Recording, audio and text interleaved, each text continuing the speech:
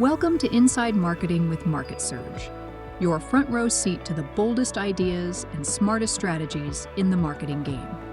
Your host is Reed Hansen, Chief Growth Officer at MarketSurge. Hello and welcome back to Inside Marketing with MarketSurge.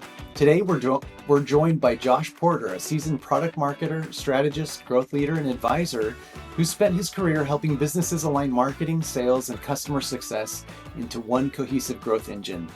Josh has led teams at the intersection of product, customer experience, and go-to-market strategy, working with organizations ranging from scrappy startups to enterprise giants.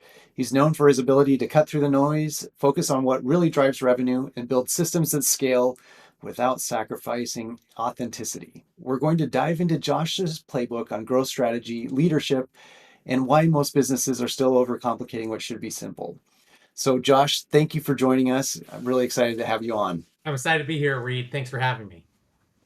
Yeah, you bet. And Josh, we met years and years ago at an MBA conference, and I feel like I've been able to follow your career largely through LinkedIn, and just really impressed with all the steps you've done and all the content you put out in particular. So it's great work there.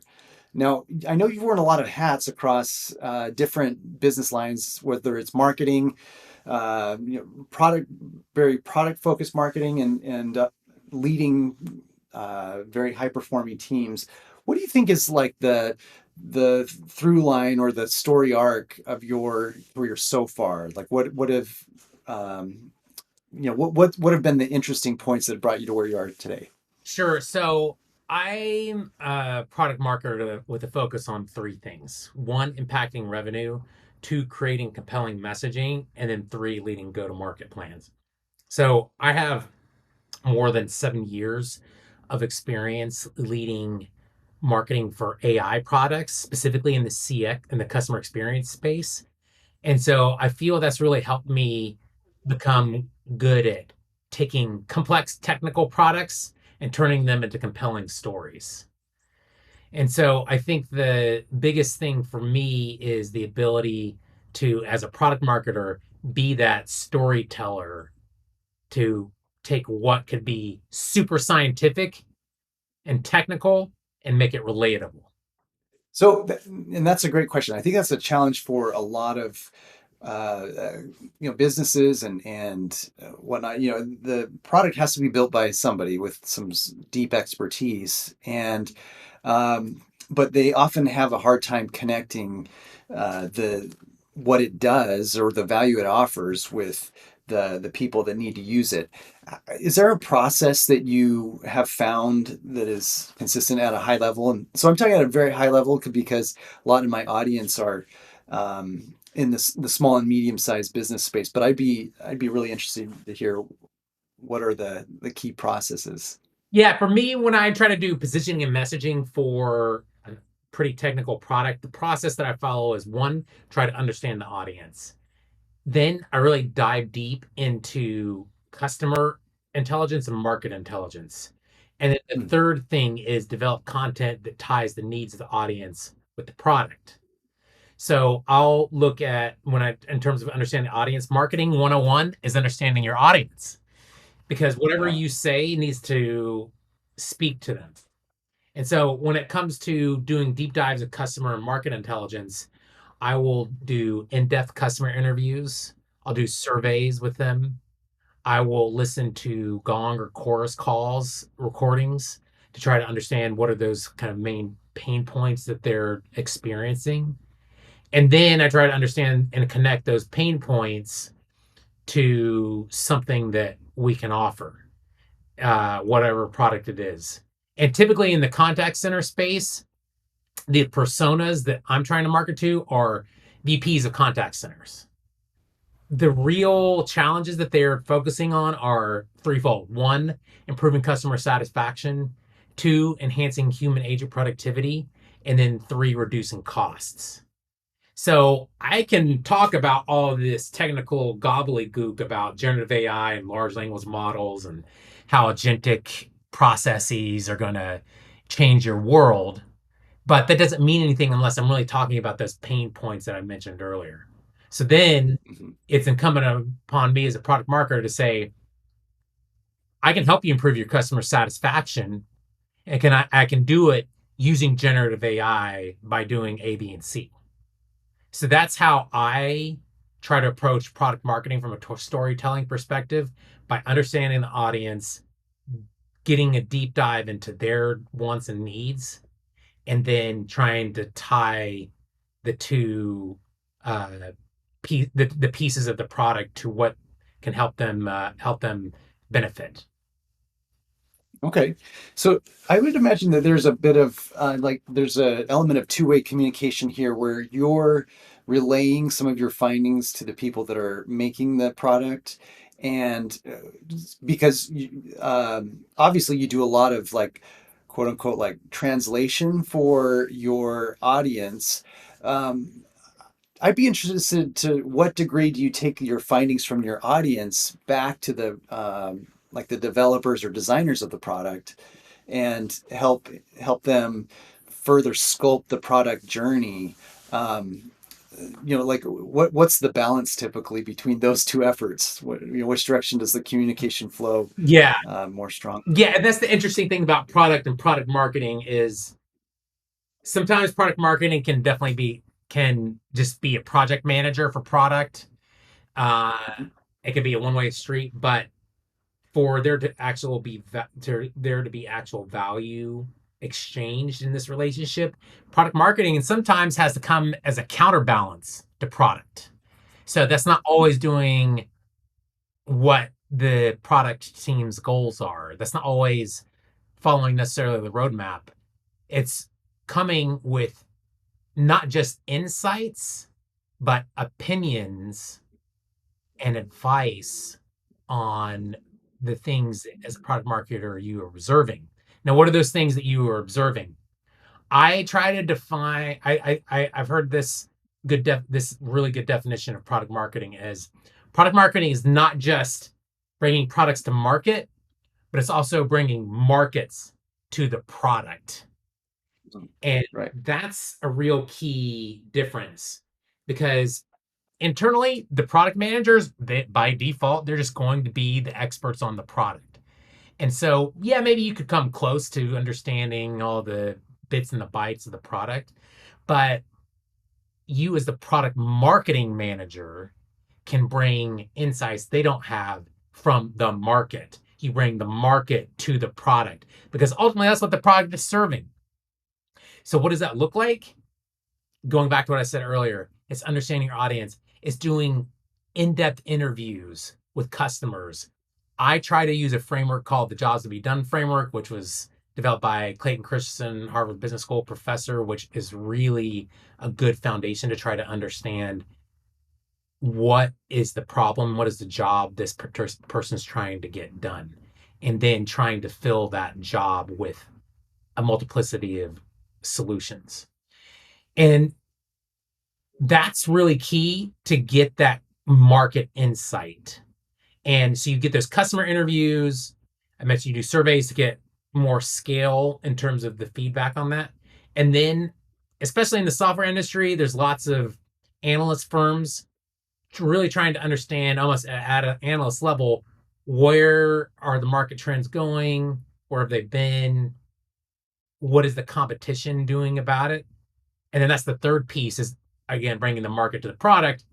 What is the competition doing and how are they doing it differently than your product? So that's how I approach it. Okay. No, that's great.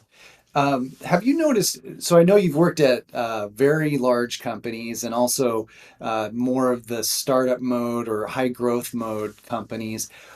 What, in this role that you've described, what are the main differences between the largest companies and the others? Not saying one's better or not, but I would imagine that the day to day probably looks a little different. Oh yeah. So when you're in the larger company, you tend to be a very specialized in something. And uh you're gonna have just a few products that you work on. Sometimes it can translate into being just a project manager instead of actual marketing, depending on the team. This is obviously it depends on a large company. Multiple teams, multiple products have different kind of cultures, so it can just Mhm. depend. But when you've got a larger company, you've got all these other specialists can do certain things like growth marketing, like product marketing for only a few products, or you've got sales enablement teams. But then at smaller companies, you don't have all of those resources typically. It might be you're the only person doing, as a product marketer, the competitive intelligence, the sales enablement. And you probably have growth marketing there, but the team probably won't be as big. And so you've got to be able to work hand in hand with growth marketing at a pretty tight level in those particular cases as well. So those are the differences that I see between the bigger companies versus Mhm. the smaller ones. I would also add is your ability to influence. By Mm. default, when there's less people, you have more influence. So that's a nice, I think, benefit. But at the same time, there's always two sides of a coin. There's a lot more pressure on you when it's just your neck on the line. So that's another big difference I see between the large and the small companies. Interesting. And do you find that, okay, so, and this leads me into, as you know, as I mentioned, a lot of people in my audience are in the small and medium-sized business space and may identify with what you described at a like a high growth company a little bit more. Um, so having worked in both scenarios, in a high growth scenario, what do you prioritize as far, because you're now doing it all as you described. What do you think is like, where do you find the low hanging fruit, and what do you try to do first?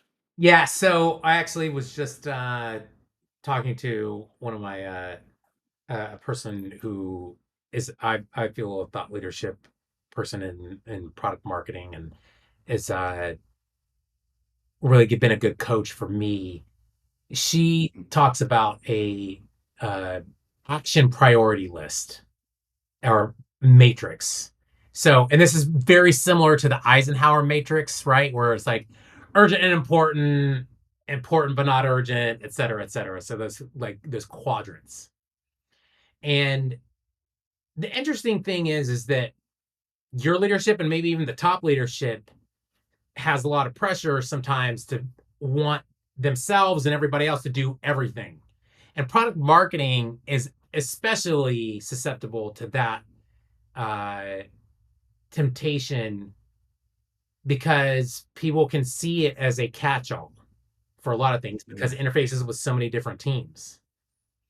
right. So going back to your question, how do you prioritize it? You've got to be able to have some type of framework like an action priority matrix, like Eisenhower matrix, to say this is what's most important. And you have to back that up. How do you define what's important? And that goes back to customers. So Mhm.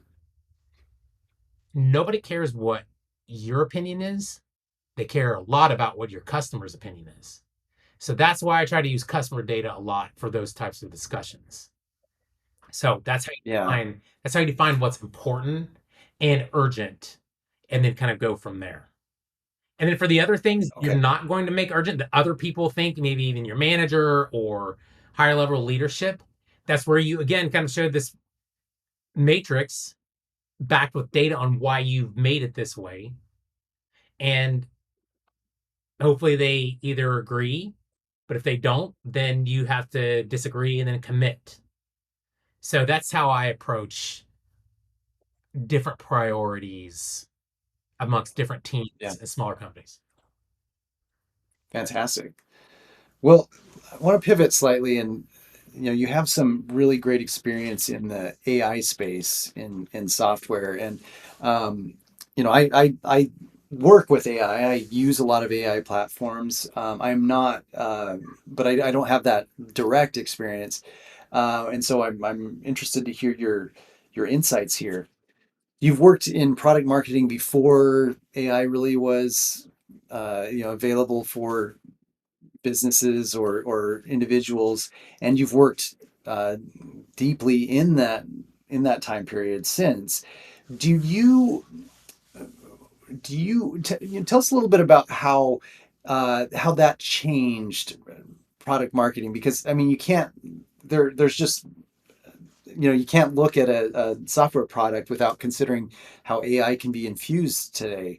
What have been the biggest differences? And I'll leave that open maybe because I'm like I want to continue the question and say like, well, is it faster? But I'll Right. let you run with that. Yeah, I do feel pretty fortunate that I was in AI before it was cool. I've been doing this for almost 8 years now, and I've been in that space for almost that amount of time. And I'll say before November 2022, when ChatGPT came out, when I was marketing AI to a lot of companies, it was just a science project. It's like, oh, great, that's awesome. It can do this. You know, interesting. And well, that's like far down in the future. We don't really need something like that. We want more higher priority things like networking, storage, compute power, the kind of bread and butter. But I'm glad that AI has finally kind of seen its time in the sun. And as I've been part of that journey, it's been interesting. While I was at Google, we had to pivot from conversational AI to generative AI.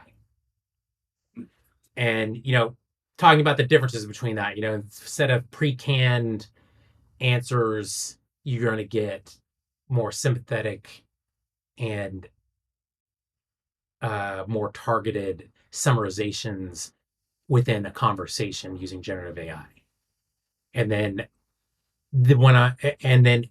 since then had to pivot from generative AI to agentic AI.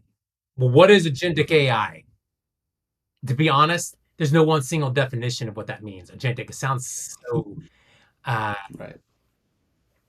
the way that I like to define it, and not everybody necessarily agrees, is it's two things. One, the ability to make decisions on its own, and two, using external tools. So a good example is you're going into a bank branch and you've got someone that's over home loans, you got someone that's over credit cards, you got someone that's over deposit accounts. You go to the home loan person. They're at their computer, they're accessing a CRM tool, they're accessing a qualification tool, and then they let you know whether you can get a home loan at what, rate. It's the same thing with agentic AI. So an AI agent has access to external tools, just like a person using a computer. So, except in this case, they're using APIs instead of hands. And they're going to access the CRM tool or access the qualification tool. And then they're going to make a decision on their own based on the criteria that they've been trained on. So you don't have to have a human making those decisions. There's a built-in ability to qualify somebody for a particular loan. So that's how I look at agentic AI. Again, that's not the most universal definition, but I think the fact there isn't one, that creates an opportunity for marketers, particularly product marketers, to come in and say, this is what it is.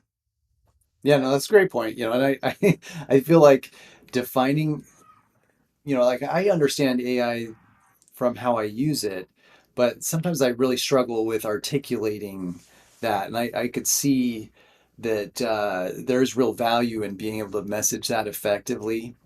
Um, but I want to drill in a little bit more on that. Do you, where do you see the biggest opportunities for a product marketer like yourself? What is your role going to look like in the next few years? Are you going to be doing, uh, I mean, it sounds like a lot of it is bringing the product to the audience more so than the other way, kind of like we were talking about earlier. Is that accurate, do you think? Yeah, so I think there's a few things. At a high level, the things that'll change are your ability to understand the customer a bit better. So yes, you'll have access to more customers, but also AI can help you have a proxy for customers. So I will, as I mentioned, that jobs to be done framework earlier.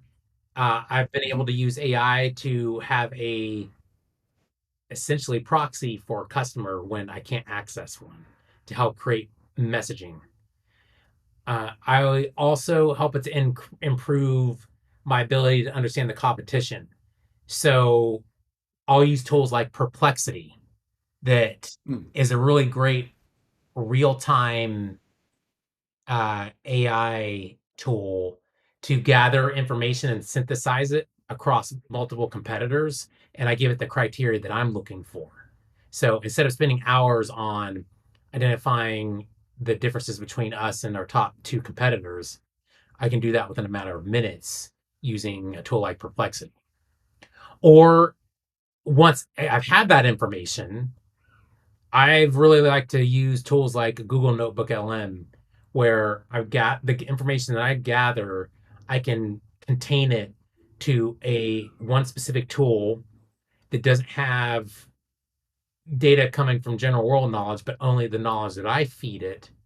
And then I can create summarizations, assets, uh, decks, different types of content, even podcasts through that tool that I can use for internal trainings, that I can use for external customer assets, many, many different use cases. So those are just a few examples of how I've been using AI for my particular function and how I think it's going to continue to help evolve as AI develops and gets better and better. Yeah, yeah. Uh, Now, you've done a lot of work with call centers and things like that. And so one of the softwares I've been exposed to and I've been experimenting with, or and even referencing the agentic AI, is the external chat bots, whether it's via text or these chat screens, or um, voice AI, which can be inbound or outbound. Um, and I've I won't interject my opinion right now, but what do you think of those technologies, and are they ready for ready for production? Are they is this going to be the inevitable future for outbound sales? Or I don't know. Tell what are your thoughts on that? Yeah, I still right now it's still going to be a blend. I think the biggest thing about AI is you got to know that it's going to help augment certain roles, whether that's inbound or outbound calls. It's not going to, in the near future, completely replace people. Maybe several reels down the road, but there's still going to be humans in the loop.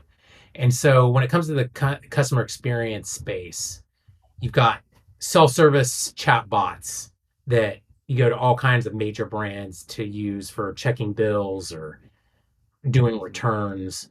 And that's honestly the one of the ways that I prefer to do it because I don't have to wait for a human. It's just nice to have some type of entity that can just do it all for me. And then if you do need to escalate to some more complex situation, that's where humans are still augmented by AI saying, they know who I am. They see my purchase history. They understand that I'm a loyal customer. They see the problem that I'm having with this particular product that I'm returning. And they're able to get that information quickly, then also make decisions quickly and take action quickly because of AI and what these tools can provide. So that's happening now. And I think that's really key. So you've got these digital channels that enable self-service, but then you also have some of these voice channels too that you can speak with actual human, but they're still augmented by these AI tools. And so that's the opportunity now, and it's just going to continue to improve as more AI is developed. Yeah, no, I think that makes a lot of sense. And um, yeah, and I guess maybe I'll interject my opinion after because I think I don't think today it's ready. I agree with you. I don't think it's ready to take the driver's seat for sales. And but I do, like every prediction I've made or thought, like like it'll never make great content or anything. It just seems to be overturned, it just keeps getting better and better. And so like, I don't want to ever say it's never going to get there, but to the point where it's like a one-to-one, you can use an AI agent or a human agent and the results will be the same. I mean, I wouldn't be surprised if it does get there.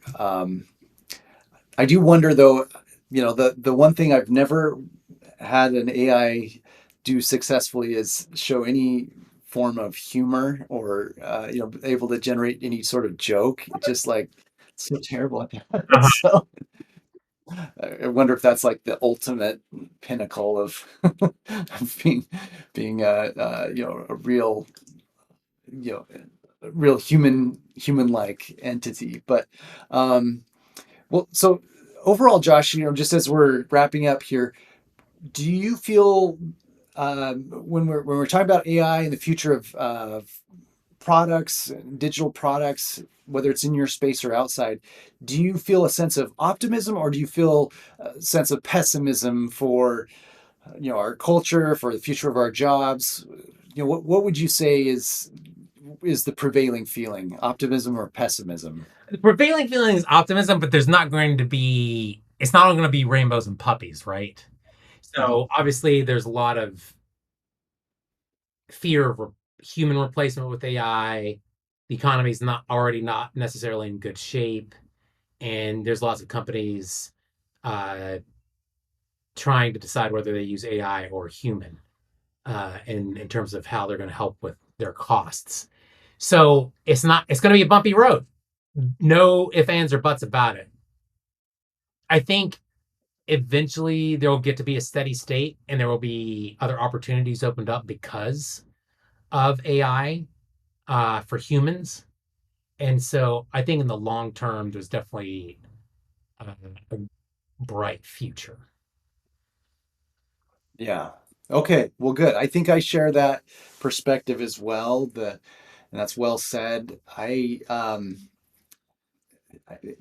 I also say like I feel like it's totally unknown. Like there's just so many things that could happen, and but I'm excited, and so far it's been a really interesting journey with these AI tools. Well, Josh, you put out so much great content, whether it's on LinkedIn or your podcast. And I want to give you a chance to plug all this. Where can people find you if they'd like to hear more of your thoughts? Absolutely. I appreciate that, Reed. So yeah, I have a podcast that's called Porter's Product Marketing Podcast, and have lots of guests that are either product marketers or work closely with product marketers to just provide insights, tips, and practical advice on how to approach the function, whether it's storytelling or go-to-market plans or sales enablement. So that's that. I post that on YouTube as well as Apple Podcasts, Spotify, and I'll usually post it on LinkedIn when it's ready. So that's the one channel. On LinkedIn, I have a vlog series I call it Tip Tuesdays, where I do a 90-second vlog on some specific tip that could be helpful for product marketers, just to kind of do, instead of just something written, have a video, have some kind of, drama to it, right? Add some more Yeah. human element. And then I do have also a newsletter for those that really like to read. So I'm on Substack, Porter's Payment Posts. That is another channel for me to kind of have a little more depth on a specific topic. I include, of course, visuals and have a little more details on things like being able to do a launch campaign or understanding your ICP better.